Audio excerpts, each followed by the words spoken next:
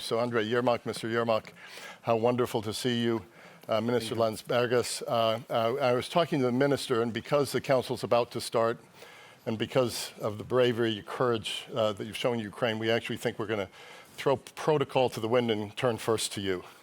And I wonder if you could talk about, I was with you not so long ago, a few weeks ago, with President Zelensky in his office during a time of attacks. And President Zelensky said if he didn't get what he wanted at the NATO summit, that he wouldn't come because he would consider it a betrayal to the Ukrainian people. So he came. He hasn't got entirely what we wanted. We read that in his Twitter feed. Give us your feeling of why he decided to come. And then some people argue the communique was a prudent outcome. NATO doesn't want to go to war with Ukraine. Others call it a missed opportunity. I'd love to have your view. Thank you very much. First of all, of course, the President Zelensky, President of Ukraine, come to Vilnius because it's important to be here and to be the partners, to be the alliance, and first of all, the unity of NATO and support which we really received during these more than 500 days of this war. It's a very, very strong signal to the aggressor that, first of all, that alliance and the partners not just believe, they sure about our victory.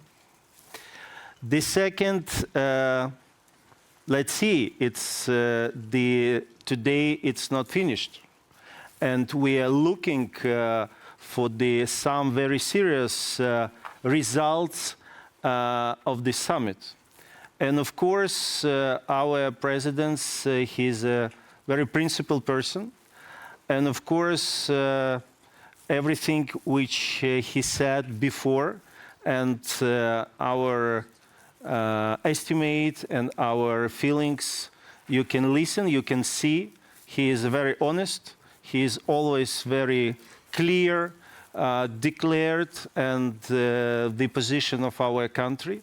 But let's see, we really will have in several minutes starting this very important, I think the maybe most important for Ukraine meetings, the NATO alliance, in which we will discuss, first of all, of course, the continue of the military aids, which is very important for us to win this war. And of course, we will continue, and I hope it will be today, one very important moment for the security guarantees for Ukraine in the way to be a member of the NATO. And just a quick follow-up then on that, in this balance between prudent outcome, missed opportunity, are you saying it all depends how things go from now? Because if you had listened to President Zelensky's or read President Zelensky's tweet from yesterday, where he's calling the language about Ukraine and NATO absurd, it seems to me that this is a movement in another direction now. I hope that this summit not will be missed the opportunity, but once again, you can everything listen and see in the results of this day. We have very positive bilateral meeting already with some partners, and they look this, the positives of the results of this summit. Thank you. And then just finally, how has it been received in Ukraine thus far? Sorry? This summit and the outcomes. How are Ukrainians receiving this and responding to it inside Ukraine? What's the mood in Ukraine about? Mood in Ukraine. You know, we have more than 100 days of war. And you know, all us in Ukraine, we are living in in very specific reality, the reality of the war. And of course, Ukrainians looking for this summit and for the results in some very concrete things.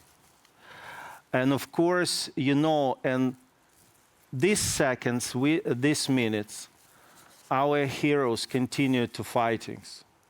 And this is, you know, for us, it's sometimes these days, it's the very special atmosphere, because here a peace, here the silence, here is not you listen, not listen, the sirens, and you personally, and my colleague and friends personally was and can see this reality in Ukraine.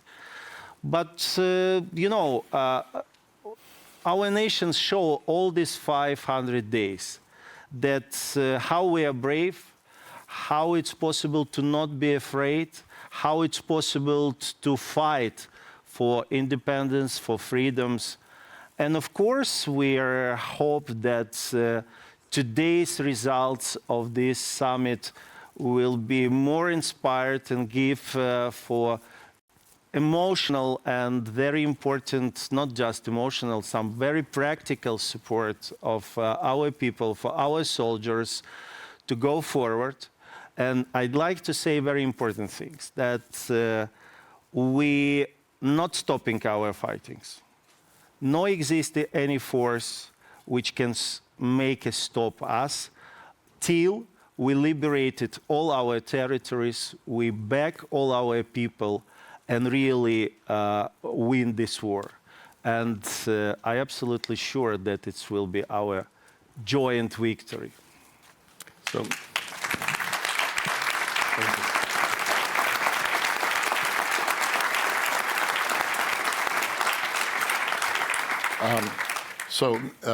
Mr. Yermak, I think that's a great transition to the Prime Minister. Having been with you recently in Kiev, I slept a lot better at night because of Patriot missiles. Here I can sleep well at night, not because of the Patriot missiles that are out there right now for your airport.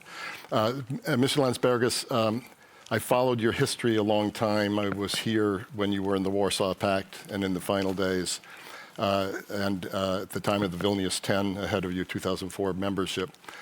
Talk about this summit in that context, in the context of history, but also how you think history might remember this summit. Well, that's an excellent question. We tend to look at Vilnius and Vilnius summits in a way that they sometimes do not offer a tactical change, but they offer strategic opportunity. And it happened in 2014 when tactically at that day some of us felt that we might not have won the day, but at the end we won Ukraine, and Ukraine has won.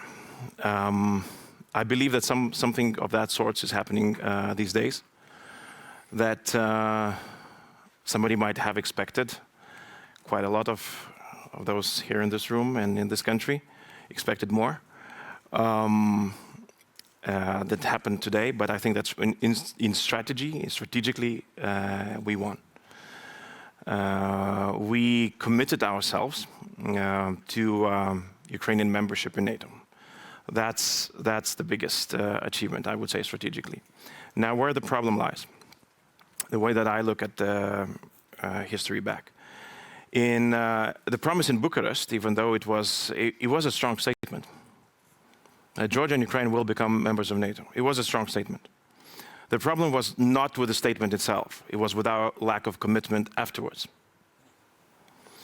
We did not come back. We came back to the statement 3 invasions later. That was a problem.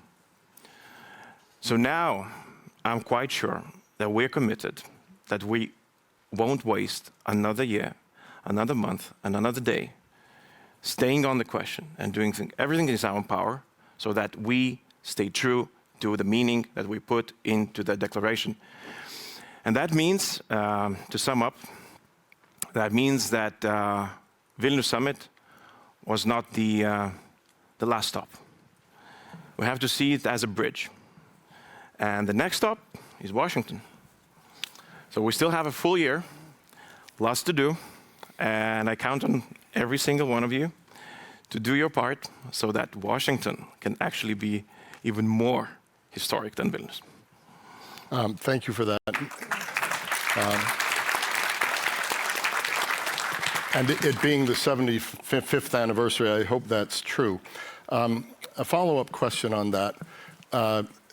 Some say the actual communique language, because of how conditional it was made, is weaker than 2008 in Bucharest. But am I interpreting weaker language but stronger commitment toward the goal?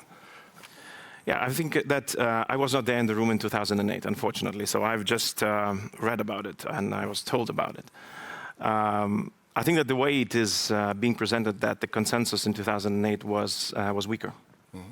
It was not there. Now it's much wider, definitely. You don't see an objection, from the people in the room who would say, Ukraine should not be part of NATO. We cannot commit ourselves to that idea. There's nobody saying that. Mm-hmm. So that is a step forward. Again, coming from Eastern flank, we tend to see the situation a tiny bit different. A tiny bit different. And for us, actually, the history has changed since the last year. That's why our wording is stronger, that's why our stance is stronger, that's why our support to Ukraine, is more vocal. Because for us, the history runs a different course right now. And I tend to use the example of Berlin Wall. I think it's a very monumental time in European history, in world history, in 1989. So for us, last year, the wall has been rebuilt. Or it's being rebuilt. So basically, in that principle, we're back into, for us, it's Cold War. For Ukraine, it's hot war. But we're back in 1989 and going backwards. So this is where our mentality is. This is how we see the situation. And therefore, we are building on a different reality than it was in 2008. So we all know that an alliance has to balance the long term and the short term. We also know that even, and Jake Sullivan was talking about that earlier today, unity doesn't mean you don't disagree. And press reports have it that at least 8 countries of the 31 were fighting very hard for different language, stronger language toward invitation for Ukraine. Can you, to the extent you can, where is the alliance unified? Where is it ununified? What is the crux of the differences in the room? I would say in some cases, the horizon is, there is difference in horizon. We tend to see that the problems that we are trying to solve, the way that we're helping Ukraine, the way that Ukraine should be helped, we're talking decades of a new reality in Europe. Decades of Putin, who is still in power, who will be dangerous neighbor, who might attack again, who might assault other neighbors, even try Article 5, how that works. We are thinking in this term. It might not happen next year. In some cases, the horizon is way shorter. Way shorter. We're talking years. In some cases, it's months. How do we survive this month? How do we survive till next year? How do we survive till next election? And then, very briefly, then your answer to the question of prudent outcome, missed opportunity. I'm talking about the bridge. Yeah, that's a good one. The one more question for you, then I want to go back to Mr. Yermak. The Baltic Aerospace Agreement. In all the reporting about everything else, very little has been placed on this. And then put that in the context of Swedish membership. Obviously, this was the big success of this week, and in many cases, in many respects, unanticipated. Put together this Baltic Aerospace Agreement, the Swedish membership. How does that change your region? How does it change security around the Baltics and Lithuania? Well, I think that Swedish membership is monumental. Definitely, if we remain on the example of a bridge, so it's a pillar. Definitely, it's a very strong pillar, and. The way that we frame it currently, the promise of swift accession, Swedish swift accession has been made, and now we're very much looking forward to it, but it changes the situation in the Baltic Sea dramatically. It affects defense plans that are being voted for, that are adopted, but it changes them as well. Sweden is a very strong element in all of our defense, not just Lithuania, but also Poland. Also, I mean, I'm not even talking about Sweden itself, but also Finland, also Estonia. The whole Baltic Sea, becomes a different concept. That's a very strong thing. When it comes to the air defense, we're saying that, look, we have to talk about the content. Things don't happen overnight, so it's a very strong step forward. But now we will be looking for how it will be materialized. Thank you for that, Mr. Yermak. So not a prudent outcome, not a missed opportunity, but a bridge. What would you like to see this week's events in Vilnius be a bridge to on behalf of Ukraine? What you talked about Washington? What do you hope will happen between now and Washington? And obviously, we have a spring offensive we're talking about at the same time. So there are two battles. One of them very real and on the front lines for Ukraine against the aggressor, Putin's troops. And the other is the bureaucratic contest in NATO, where we want to land by next summer in Washington. First of all, I hope that during this period of time, we will win this war. This will be, first of all, the most important for us, and I'm sure it will be very important for all the world. The second, of course, as we're looking during this way and to the Washington Summit, of course, we will receive the fixed security guarantees, because the security guarantees to Ukraine, it's the guarantees of the security of the whole Europe. And as I said, we hope that just today we will have very important stage of issue of this security. And of course, I'm agree with my colleagues that we are looking as a bridge, and we hope that, during these 500 days, Ukraine a lot of times surprised everybody in the world. First of all, we are surprised then it started these invasions, and somebody gave to us 3 days, 1 week, 1 month. We are surprised, and we still not just defended, we liberated our lands. The second, you remember about then the President Zelensky, Speaker of the Parliament, the head of the government, sent the documents for the candidate states. Many people was very skeptical. We already received this status. We talking about coalitions of air jets. We're talking about coalition of tanks. We're talking about the coalitions of air defense. Already it's reality. And I think that we try everything from our side to will surprise and Washington. And of course, we are looking finally, as how said Mr. President Erdogan in the last meeting with President Zelensky in Istanbul, that Ukraine have everything to be a member of the NATO. And of course, we believe in it.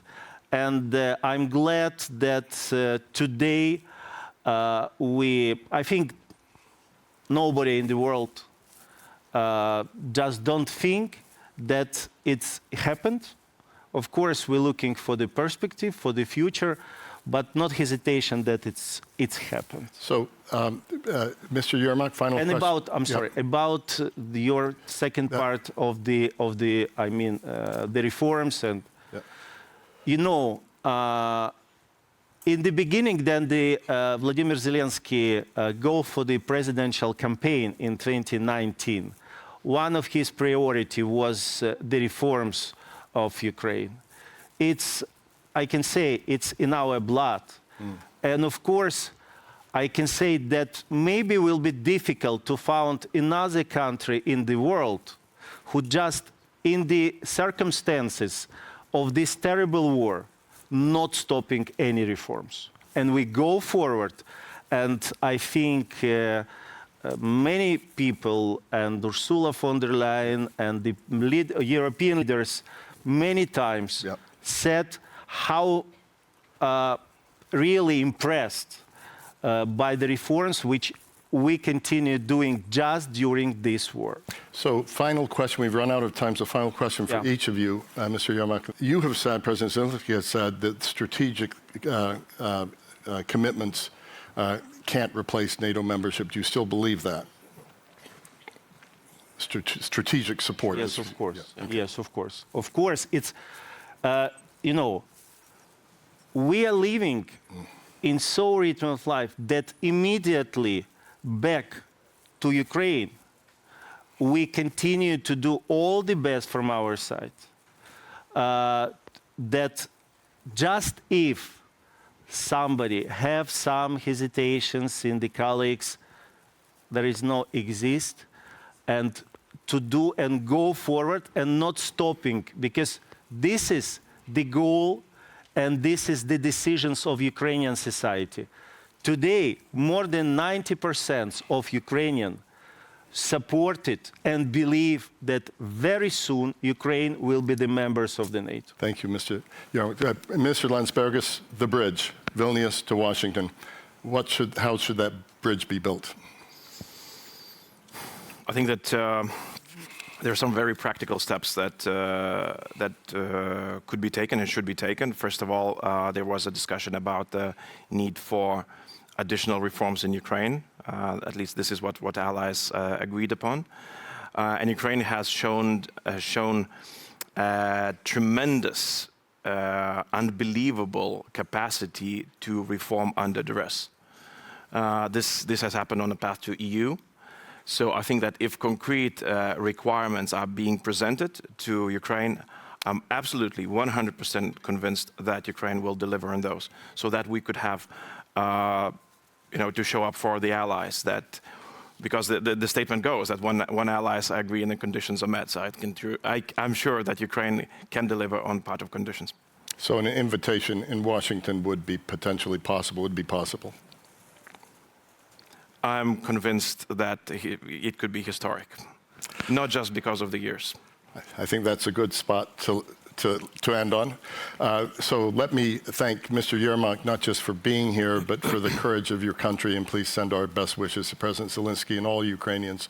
And then Minister Landsbergis, what wonderful hosts you've been, and what an incredibly well executed and organized summit we've been taken care of so well here by every citizen of this country. So thank you so much. Thank you. Thank you very much. Thank you.